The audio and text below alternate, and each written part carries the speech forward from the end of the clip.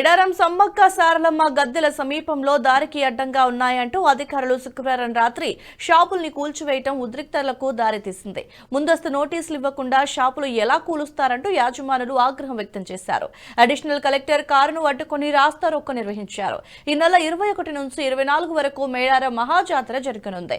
భక్తుల రద్దీ రోజు రోజుకి పెరుగుతున్న నేపథ్యంలో ములుగు అడిషనల్ కలెక్టర్ శ్రీజ ఆధ్వర్యంలో మేడారం గద్దెలకు దగ్గరగా ఉన్న ఏరియాలో రోడ్డుపై ట్రాఫిక్ అడ్డుగా ఉన్న షాపుల్ని తొలగించమని ఆదేశాలు జారీ చేశారు.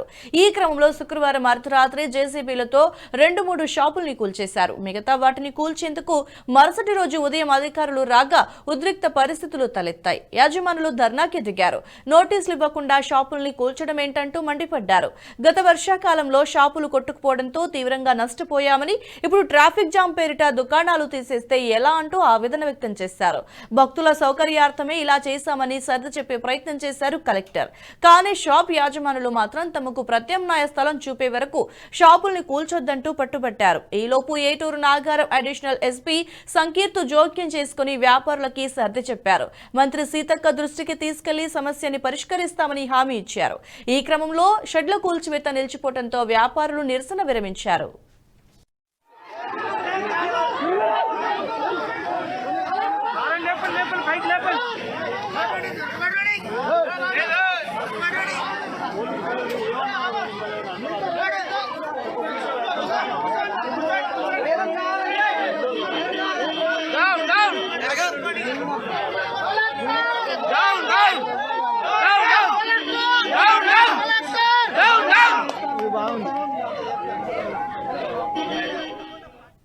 ఈ వీడియో మీకు నచ్చినట్టయితే లైక్ చేయండి, 10 మందికి షేర్ చేయండి. అలాగే కామెంట్ల రూపంలో మీ అభిప్రాయాలను మాతో పంచుకోండి. Nationalist hub group of channels ను సబ్స్క్రైబ్ చేసుకుని తెలుగునాట జాతీయవాద జర్నలిజాన్ని ప్రోత్సహించండి. ఈ వీడియో కింద ఉన్న బెల్ ఐకాన్ పై క్లిక్ చేయడం మర్చిపోవద్దు.